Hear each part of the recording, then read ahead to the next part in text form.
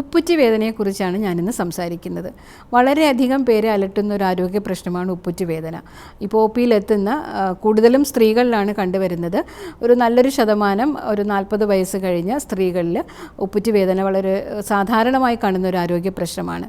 അതായത് പലരും പറയുന്ന ലക്ഷണം എന്ന് പറഞ്ഞാൽ രാവിലെ എണീറ്റുടനെ കാല് തറയിൽ ഊന്നാൻ പറ്റുന്നില്ല, എവിടെയെങ്കിലും ഇരുന്ന് കഴിഞ്ഞാൽ ഉടനെ എണീറ്റ് നടക്കുമ്പോഴത്തേനും ഉപ്പുറ്റി വേദനിക്കുന്നു, തറയിൽ ചവിട്ടുമ്പോഴും മുള്ളു കൊള്ളുന്ന പോലെ തോന്നുന്നു, ചപ്പലില്ലാതെ നമുക്ക് എവിടെയും നടക്കാൻ പറ്റുന്നില്ല. ഇങ്ങനെയൊക്കെയാണ് സാധാരണ ലക്ഷണം പറയുന്നത്. അതായത് നമ്മുടെ ഉപ്പുറ്റി, അതായത് ഉള്ളം കാലിൽ ഒരു ഫേഷ്യയുണ്ട്, പ്ലാന്റാർ ഫേഷ്യ എന്ന് പറയാം. പ്ലാന്റാർ ഫേഷ്യയിൽ വീക്കം വരുമ്പോഴാണ് സാധാരണ ഉപ്പുറ്റി വേദന പോലുള്ള കണ്ടീഷൻ വരുന്നത്. പക്ഷേ ഈ പ്ലാന്റാർ ഫേഷ്യറ്റിൽ അല്ലാതെ, ആ ഫേഷ്യയിൽ നിർവീക്കം അല്ലാതെ നമ്മുടെ ഉപ്പുറ്റിയിൽ കുറച്ച് അധികം അസ്ഥികളുണ്ട്.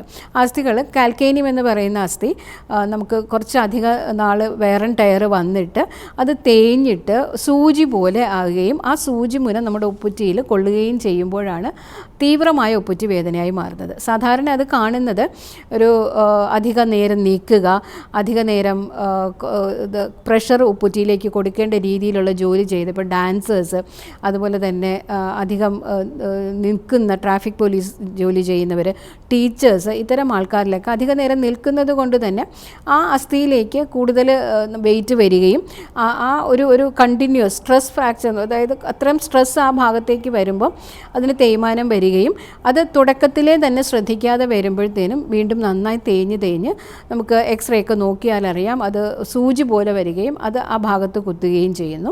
അങ്ങനെ തീവ്രമായ വേദന അനുഭവപ്പെടുന്നു. പ്രത്യേകിച്ചും ഒരു 40 വയസ്സൊക്കെ കഴിയുമ്പോൾ പെരിമെനപ്പാസ് ഏജൊക്കെ എത്തുമ്പം പെണ്ണുങ്ങളിൽ അവർക്കൊരു ഹോർമോൺ ഇംബാലൻസ് വരുന്നത് കൊണ്ട് തന്നെ അവരുടെ കാൽസ്യം മെറ്റബോളിസത്തിലും എല്ലുകളുടെ ആരോഗ്യത്തിലുമൊക്കെ പൊതുവേ ഒരു വ്യതിയാനം വരികയും ഇത്തരം കണ്ടീഷനെ വഷളാക്കാനും സാധ്യതയുണ്ട്.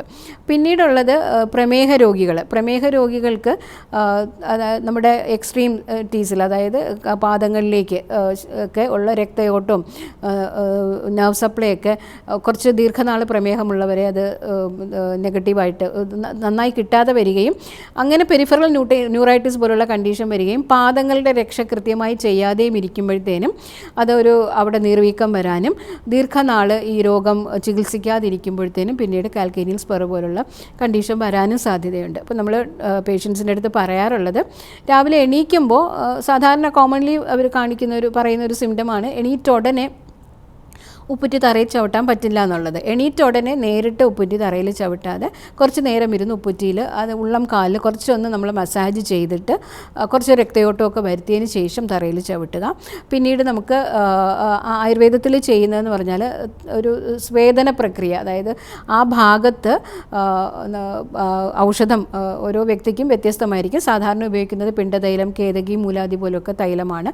ഔഷധയുക്തമായ തൈലം പുരട്ടിയതിന് ശേഷം അത് കിടക്കുന്നതിന് മുന്നേ ഒരു 10 മിനിറ്റ് ചൂടുവെള്ളത്തിലും മാറി തണുത്ത വെള്ളത്തിലും കാല് ഉപ്പിട്ട വെള്ളത്തിലും മുക്കി വയ്ക്കുക. കാല് മുക്കി വയ്ക്കാൻ ഉപയോഗിക്കുന്ന വെള്ളം ഔഷധയുക്തമാക്കാനും പറയാറുണ്ട്. ത്രിഫല ചൂർണ്ണമൊക്കെ ഇട്ടിട്ട് വെള്ളം തിളപ്പിച്ചിട്ട് സഹിക്കുന്ന ചൂടിൽ ഉപ്പും ഇട്ടിട്ട് കാല് മുക്കി വയ്ക്കാൻ പറയുന്നുണ്ട്. നന്നായി തുടച്ചിട്ട് കിടന്നുറങ്ങുക. കുളിക്കുന്നതിന് മുന്നേ ഉള്ളംകാലിൽ എണ്ണ തേച്ച്, അതായത് നമ്മുടെ വേദനയുള്ള ഭാഗത്ത് മൃദുവായി എണ്ണ തേക്കുന്നൊരു ശീലം ഉണ്ടാക്കുക. വീട്ടിനുള്ളിലും നമ്മൾ ഉപയോഗിക്കുന്ന ചപ്പലിന് മോഡിഫിക്കേഷൻ വരുത്തുക. വളരെ ഹാർഡായിട്ടുള്ള ഹീലുള്ള ചപ്പൽ ഉപയോഗിക്കാതിരിക്കുക. വളരെ സോഫ്റ്റ് സോളുള്ള ചപ്പൽ ഉപയോഗിക്കുക. പുറത്തേക്ക് പോകുമ്പോഴും മാത്രമല്ല വീട്ടിനുള്ളിലും അത്തരം സോഫ്റ്റ് ചപ്പൽ ഉപയോഗിച്ച് തന്നെ നിൽക്കാനും പറയാറുണ്ട്. ദീർഘനേരം നിൽക്കുന്ന ആൾക്കാരാണെങ്കിൽ തീർച്ചയായും ഇത്തരം ചപ്പൽ തന്നെയാണ് ഉപയോഗിക്കേണ്ടത്. പിന്നീട് ഉള്ളൊരു ചികിത്സാക്രമമാണ് അഗ്നികർമ്മം എന്ന് പറയും. അതായത് ഒരു പർട്ടിക്കുലർ പോയിന്റിൽ കോട്ടറൈസേഷൻ അഗ്നികർമ്മമാണ്. അതായത് പ്രത്യേകം ഔഷധം ഉപയോഗിച്ച് ഔഷധം ആ ഭാഗത്ത് അപ്ലൈ ചെയ്തതിന് ശേഷം കരിച്ച് കളയുന്നൊരു പ്രക്രിയയാണ്. അതായത് കോട്ടറൈസേഷൻ എന്നാണ്. അതായത് ആ ഭാഗത്ത് ഉപ്പുറ്റി വേദനയുള്ള, ആയുർവേദത്തിൽ ഇതിനെ വാതകണ്ടകം എന്നാണ് പറയുന്നത്, പർട്ടിക്കുലർ ഏരിയ ഉണ്ട്, അവിടെ നമ്മൾ അഗ്നികർമ്മമാണ് ചെയ്യുന്നത്. ഇങ്ങനെ അഗ്നികർമ്മം ചെയ്യുന്നത് വീണ്ടും ആ രോഗാവസ്ഥ വരുന്നതിൻ്റെ ഒരു റെക്കറൻസ് കുറയ്ക്കും. പിന്നെ ചില കണ്ടീഷൻസിൽ വളരെ തീവ്രമായിട്ട് കാൽക്കേനിയൽ സ്പർ വന്നിട്ട് വളരെ ഷാർപ്പായി പോവുകയാണെങ്കിൽ ചില സമയങ്ങളിൽ നമുക്ക് മെഡിസിനൽ മാനേജ് ചെയ്യാൻ പറ്റിയില്ല എങ്കിൽ സർജിക്കൽ കറക്ഷനും വേണ്ടി വരാറുണ്ട്. അപ്പം ഉപ്പുറ്റി വേദന ഉള്ളവർ ശ്രദ്ധിക്കാനുള്ളത് അധികം ശരീരഭാരം വർദ്ധിക്കാതിരിക്കാൻ ശ്രദ്ധിക്കുക. അധിക നേരം നിൽക്കുന്ന ശീലമുണ്ടവർ ഇടയ്ക്കിടയ്ക്കൊന്ന് ഇരിക്കുക. തുടക്കത്തിലേ തന്നെ രോഗം മനസ്സിലാക്കി അതിന് ചികിത്സിക്കുക. ഉപയോഗിക്കുന്ന ചപ്പലിന് മോഡിഫിക്കേഷൻ വരുത്തുക. ഉള്ളം കാല് രക്തയോട്ടം കൂട്ടുന്നതിനും ഈ കൂടുതൽ സ്ട്രെസ് ഉപ്പൂറ്റിയിലേക്ക് വരുന്ന രീതിയിലുമുള്ള ചാടുക, അതുപോലെ തന്നെ സ്ട്രെനുവസ് സ്റ്റെപ്പുള്ള ഡാൻസ് ഒക്കെ ചെയ്യുന്നവർ കുറച്ച് ശ്രദ്ധിക്കേണ്ടതുണ്ട്. പ്രൊട്ടക്റ്റീവായിട്ടുള്ളൊരു കവറിങ് ഇത്തരം ആൾക്കാർ ഉപയോഗിക്കുന്നത് നല്ലതായിരിക്കും. വൈറ്റമിൻ ഡി ഡെഫിഷ്യൻസി ഉള്ള ആൾക്കാരിലും ഉപ്പൂറ്റി വേദന, അതായത് എല്ലുകളുടെ ആരോഗ്യം പൊതുവേ കുറയും. അത് പ്രത്യേകിച്ചും ഒരു പെരിമെനപ്പാസിൽ, ഇപ്പോൾ ചെറിയ പ്രായത്തിലൊക്കെ കാണുന്നുണ്ടെങ്കിലും പെരിമെനപ്പാസിൽ, അതായത് മെനപ്പാസ് അടുക്കുമ്പോൾ ആർത്തവവിരാമം അടുക്കുന്ന സ്ത്രീകളിലാണ്. അപ്പോൾ അത്തരം ആൾക്കാർ നേരത്തെ തന്നെ കണ്ടിട്ട് അതിന് വേണ്ടിയിട്ടുള്ള നമ്മൾ ചങ്ങലംപറണ്ട പോലുള്ള ഔഷധമൊക്കെയാണ് പറയുന്നത്, അത് ആഹാരത്തിൽ ഉൾപ്പെടുത്തുകയും അത് മോഡിഫൈഡ് ആയിട്ട് നമുക്ക് ഔഷധത്തിൽ ഉപയോഗിക്കാനും പറയാറുണ്ട്.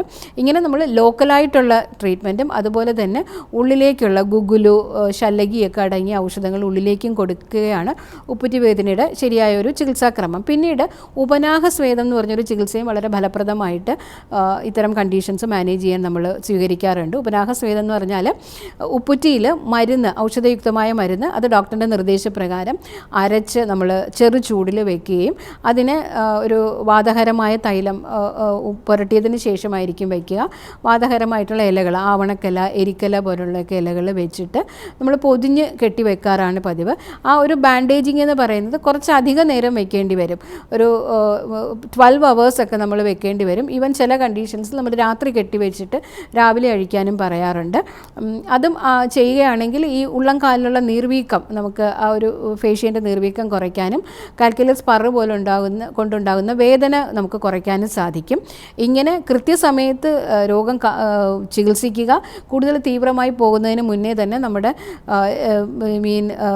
വെയിറ്റ് അധികം കൂടുന്ന രീതിയിലുള്ള ഭക്ഷണം കഴിക്കാതിരിക്കുക, വെയിറ്റ് റിഡക്ഷന് ശ്രദ്ധിക്കുക. സമയബന്ധിതമായി ലോക്കലായിട്ടുള്ള ട്രീറ്റ്മെൻറ്റും ഔഷധമുള്ളിലാണ് കഴിക്കേണ്ടതിൽ അത്രയും അഗ്നികർമ്മ, ഉപനാഹം പോലുള്ളൊക്കെ ട്രീറ്റ്മെൻറ്റ് ചെയ്യുകയാണെങ്കിൽ ഉപ്പൂറ്റി വേദന എന്നുള്ള കണ്ടീഷൻ നമുക്ക് നിയന്ത്രണ വിധേയമാക്കാൻ സാധിക്കും.